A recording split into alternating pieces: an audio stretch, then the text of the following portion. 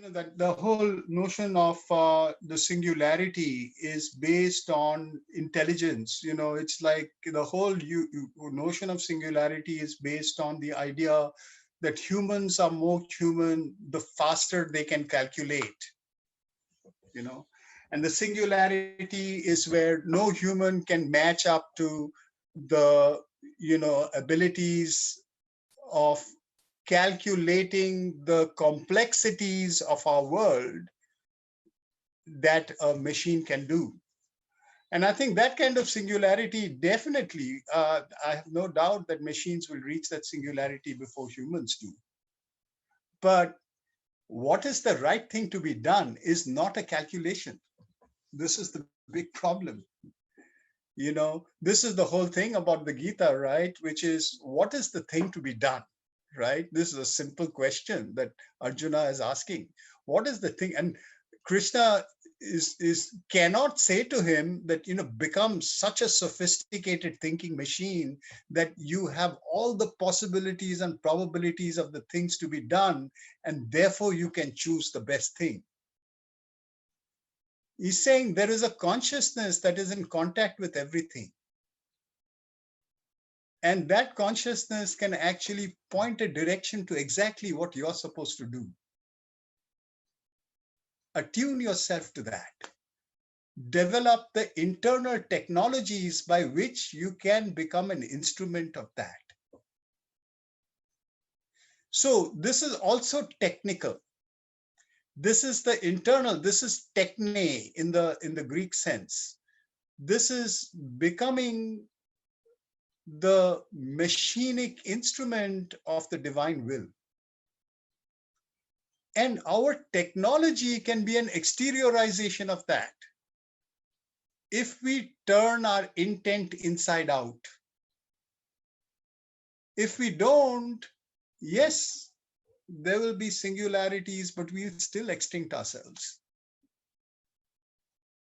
So I see, for example, you're talking about Auroville. I see there's lots of problems in Auroville as well, but I see communities like Auroville or Ashram, or even places like Shantiniketan, the way Rabindranath originally thought about it, are spaces where becoming of the individual is privileged over the perfection of the community in terms of development. Development, technology feeds development. Its entire image of the world is happiness as having.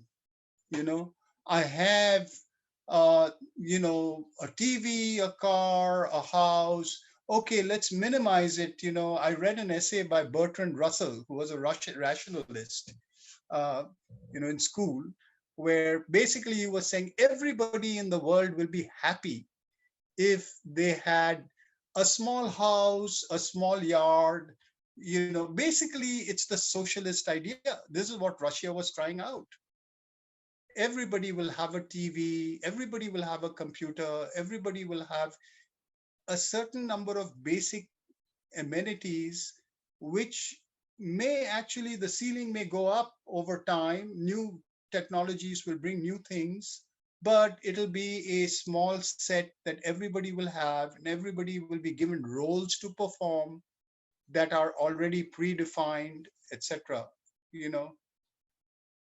And happiness cannot be measured like that. That entire society was so unhappy that they just threw it out. Now they found that after having thrown it out, they couldn't manage themselves, so they've brought back a strong man. Look at what's happening in the world right now.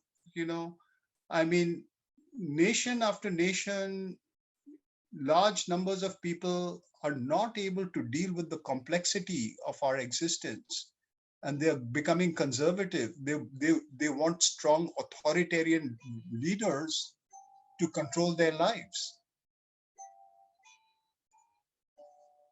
So basically our technology, if we look at places like Auroville or Shantiniketan, if we can turn our inner life into the goal of existence, then collectively we'll you invent and use technology as our own inner way of expressing and experiencing the divine. That is our, and the new technologies will be of help. I mean, consider the two ways of using the computer, right? If you don't know what you want to do, then the computer will tell you what you want to do. It'll actually feed you with desires. It will make you the subject that it wants to make you through the world market, right? You will spend more and more of your time trying to achieve the goals that others tell you, which are goals of having, right? On the other hand, you see a person who really wants a certain focused goal in life. They use the computer to connect. Auroville is a decentralized node in a world of communities, in city states, that can be made possible by technology. So technology can form what Teilhard de Chardin was calling the new sphere, or McLuhan was calling the global village. Those possibilities of the technology exist if we actually turn our consciousness towards exploring a greater becoming, individually and collectively.